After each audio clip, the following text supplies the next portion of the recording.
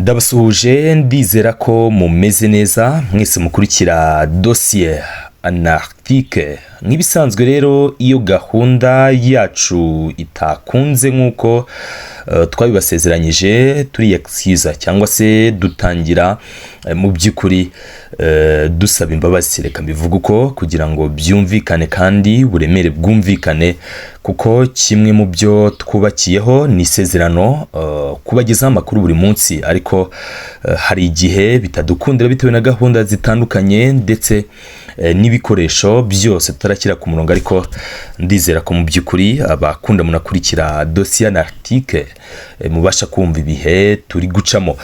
Hanyuma rero nago ndibuze kubatindira cyane, turaza gukomoza ku muhango wo gushyingura cyangwa se gusezera bwa nyuma wahoze ari umuyobozi w'ikirenga wa Iran Ayatollah Ali Sayyid Khamenei. Muhango rwose watangiye ku munsi w'ejo. Miliyoni zirenga 20 zitegerejwe Tehran mu murwa mukuru wa Iran, nkuko biri guhurizwaho n'abanditsi ndetse n'abanyamateka batandukanye. Uyu ni wo muhango wa mbere witabiriwe ndetse unakurikiwe kurusha indi yose mu isi, ariko ubwo ni imihango nyine yo gusezera kuwitabye Imana. Urupfu rero rw'uyu muyobozi w'ikirenga nta nubwo rwaturutse ku zabukuru, cyane ko rwose ari n'umukambwe, nago rwaturutse ku burwayi, ahubwo rwaturutse ku bitero bya Leta Zunze Ubumwe za Amerika na Israeli, ibyo bise Epic Fury ku ruhande rwa Amerika, hanyuma byitwa Rolling Lion ku ruhande rwa Israeli. Iran yatakaje abayobozi bakuru mu nzego za politiki za gisirikare guhera tariki 28 z'ukwezi kwa kabiri muri uyu mwaka turimo. Hanyuma rero uyu munsi cyangwa se ku munsi w'ejo nibwo hatangiye imihango yo gusezera uyu wahoze ari umuyobozi w'ikirenga. Gusa nkuko mwabibonye babikurikiye ndetse n'abakomeje kubikurikira, delegation ziturutse mu bihugu birenga 100 mu by'ukuri zaci imbere ya kamera mpuzamahanga ku munsi w'ejo, ndetse ababibonye ngira ngo mwabonye na delegation yo mu bwami bwa Arabia Saudite. Ministre w'ububanyi n'amahanga wungirije w'ubwami bwa Arabia Saudite yaratunguranye cyane ko no ku rutonde rw'ibihugu rwari rwagaragajwe ko biri bibuze kwitabira ntago yari ahari, uyu uturutse muri Arabia Saudite. Hanyuma rero ubwo nyine byaratunguranye, ariko ibindi bihugu bitandukanye byo ku mugabane wa Afrika ndetse n'ibindi bihugu byinshi bitandukanye mu muhango witabiriwe kurusha indi yarahageze rwose ni Walid Abdulkarim Al Kulaiji. Ari muri izi nshingano guhera mu bihe bya COVID-19. Hanyuma rero turakomoza ku bikangisho bya Israeli byanatumye umuyobozi w'ikirenga kuri ubu akaba n'umwana w'uyu wahoze ari umuyobozi w'ikirenga wa Iran ni Ayatollah Mojtaba Khamenei. We tazagaragara mu bitabiriye umuhango, nubwo abasirikare bakuru muri IRGC hafi ya bose nabo twari tumaze iminsi bivugwa ko bishwe se cyangwa se ngira ku munsi w'ejo mwabonye amashusho nyine kuri iki kintu. Hari umwe mu basirikare bagaragaye ku munsi w'ejo agendera mu kagare, nubwo rwose bigoye kumenya uwo ari we, ariko ibihurizwaho nuko n'umwe mu basirikare bakuru muri IRGC byari byaratangajwe ko yaba yarishwe. Ntabwo ndibuze kuvuga izina hano, na n'umwe ndibuze gukekeranya kuko nagerageje gushakisha amakuru y'umusirikare mukuru wagaragaye imbere y'abadiplomate ba Iran ndetse n'abakuru mu idini ya Islam bari baje gusezera Ayatollah Sayyid Khamenei. Sinabona amazina ye, ariko ari mu kagare nk'ikimenyetso cy'uko yabaragabweho igitero napfa ariko agakomereka. Byagaragara ko ari umusirikare mukuru. Aya makuru tuje kuyamenya y'uyu musirikare mukuru twayabagezaho. Ibikangisho bya Israel rero byatumye Mojtaba atitabiriye umuhango. Leta Zunze Ubumwe za Amerika zo ziravuga iki cyangwa se ziratangaza iki? Aya ni amakuru yose tugiye kuva imuzingo. Ariko na mbere yuko dukomeza mbibutsa ko uyu munsi tariki 4 Nyakanga 2026 turi kwizihiza mu Rwanda. Ni umunsi udasanzwe, ni umunsi twizihizaho myaka 32 tambutse ingabo zaho zari za RPA zibohoye u Rwanda zikanahagarika genocide yakorerwaga abatutsi muri iyo myaka. N'umunsi rero uba udasanzwe, n'umunsi wo kwishimira.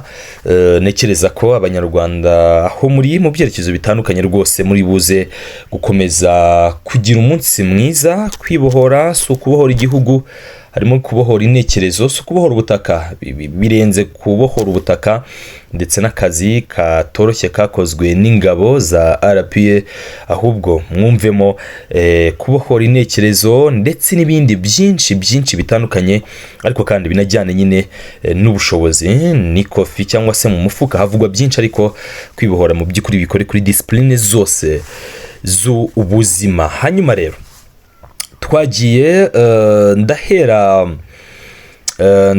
ndahera ku butumwa bwa perezida wa Iran, bundi nkomereze ku butumwa bwa perezida w'inteko ishinga amategeko, hanyuma ndaza no kuvuga ku byo yatangaje minisitiri w'ububanyi n'amahanga, hanyuma kandi ndibuze no kuvuga gato ku bya minisiteri y'ingabo y'igihugu cya Iran.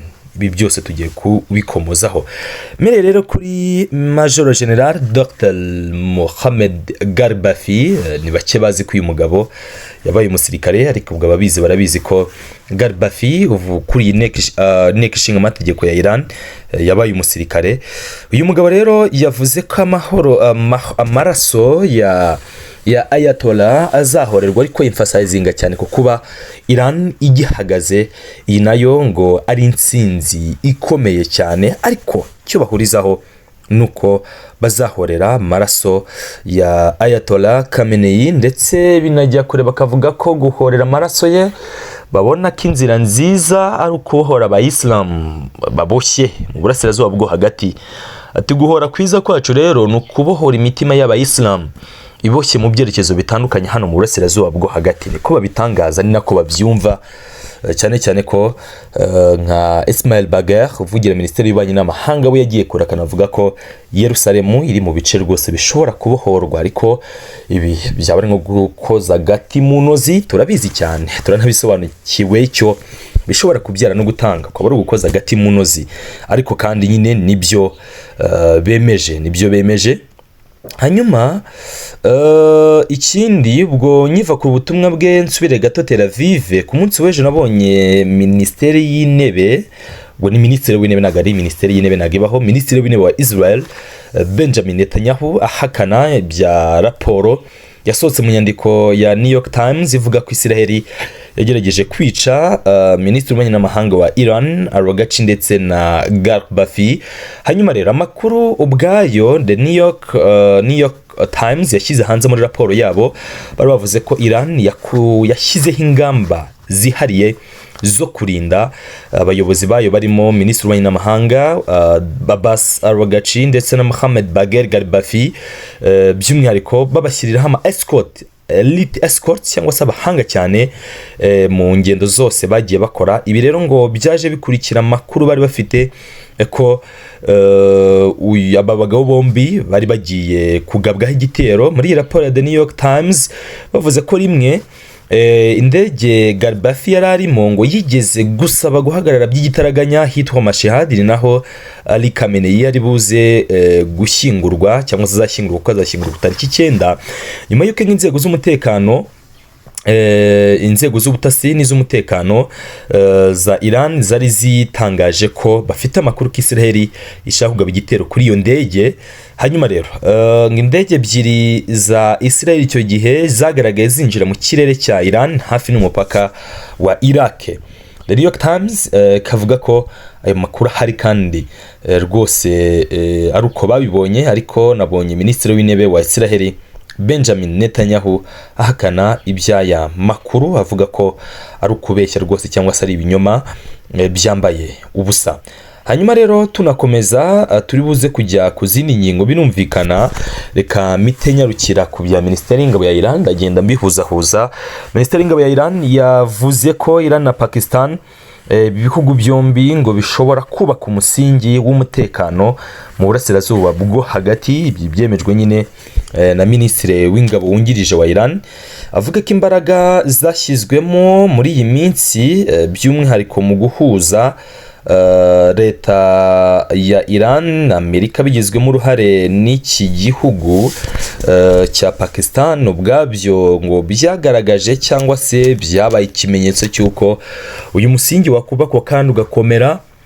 Aya ni amagambo ya minisitiri w'intebe wungirije wa Iran Pakistan, cyane ko bari no muri delegation yagiye hari Tehran, birumvikana arahari Field Marshal Munir ndetse na Sharif minisitiri w'intebe wa Pakistan, barahari cyane rwose. Ejo baragaragaye muri delegation nini navuga ko itatunguranye kuko ni na bamwe mu bagaragaje ko bababajwe n'urupfu rwa Ayatollah Khamenei. Hanyuma rero dukomeza ubutumwa buhite butwerekeza ku bitero Isiraheli abakurikira bavuga ko isa nk'igambiriye kugaba muri kiriya gice, kuko nubwo ari delegation z'ibihugu bitandukanye, Mossad ngamwe mu mayeri ishobora kwifashisha ngo najyanye no kuba batungurana cyane bakagaba igitero, kuko n'ubundi mu minsi ishize higeze kuvugwa ibyiswe Operation Blue and White Solo Operation, bavuga ko rwose bari biteguriye gukora ubwabo ndavuga Isiraheli itari kumwe n'igihugu cya Iran cya Leta Zunze Ubumwe za Amerika, bakavuga ko bari biteguye kwita bakora iyo special operation bakavuga ko bari biteguye kwita bayikora rwose. Hanyuma rero izi mpungenge ni nazo zagiye ziganisha cyangwa se zerekeza nyine ku kwitwararika gukomeye, nabyo byatumye umuyobozi w'ikirenga cyangwa se Ayatollah uriho kuri ubu muri Iran, akaba n'umwana wa Ayatollah Khamenei atabasha kwitabira uyu muhango nyine wo gusezera se, ariko birumvikana ko hari n'ikibazo gikomeye cyane kuba rwose atazagaragara mu bazashyingura se, ni ikibazo gikomeye cyane. Ariko nawe akavuga ko n'ayandi mahitamo ahari, cyangwa se bari mu nzego z'umutekano ndavuga muri Iran bakabona ko nabo nyine nta yandi mahitamo ahari uretse kurinda ubutegetsi bwabo n'abayobozi bariho, kuko Israel ishobora kugaba igitero nk'icyo, ishobora gusiba kugaba igitero aerial attacks nk'uko basanzwe babigenza, ariko ikagaba igitero kuko hariyo muri uriya mujyi ukurikije abantu bahari ntago habura abatasi ba Mossad, bakaba bakoresha aba snipers cyangwa se bakagaba n'ibindi bitero buri wese yatekereza bakabigaba hariya, kandi bikaba biri very very destructive. Ushobora no kugwamo uyu muyobozi w'ikirenga kuko na Ahmed Vahid ukuriye IRGC nawe yagaragaye nka kabiri ku munsi w'ejo, ari hafi y'igituro y'isanduku coffin ya Ayatollah Sayyid Khamenei, umuntu anagaragara nyine mu musezero cyangwa se bari gusezera. Ntago nabaka rubwa nyuma kuko imihango irakomeje, ariko yarahagaragaye ku munsi w'ejo. Bivuze ko muri rusange abayobozi bakuru bafite n'inshingano ziri very very critical, bari gusabwa kwitwararika cyane kugira ngo bataza kugwa mu uwo mutego nyine IRGC kaba yabavunira umuheto, bashobora Mossad kaba yabavunira umuheto, barasabwa kwigengesera cyane. Hanyuma ikindi cyo kuvugaho umuntu atabara kuvugaho, nago wakibagirwa Leta Zunze Ubumwe za Amerika zisa nk'iziri no gutegura ibitero, cyo mbona wenda ni iki gihe cy'iyi minsi mike, kuko bimwe byiswe MOU biragaragara ko bitagihari, nabihari MOU irasa nk'aho itagihari bitewe no kutubahiriza bikubiye mu masezerano impande zombi zemeranyijeho. Ikigaragara rero nuko Leta Zunze Ubumwe za Amerika zishobora gutungurana zigaba ibitero bikomeye cyane nyuma y'uyu muhango wo gushyingura no gusezera bwa nyuma uyu wahoze ari umuyobozi w'ikirenga w'igihugu cya Iran. Nago rero nge nasoza n'abashimiye cyane mwese mudukurikira muri abantu b'ingenzi cyane mwese mudukurikira umunsi ku munsi gatanuko kandi hanyuma blessings of our blessings tuze kubana mu makuru ni biganiro biri bukurikire. Mwakoze kubana natwe muri kino kiganiro.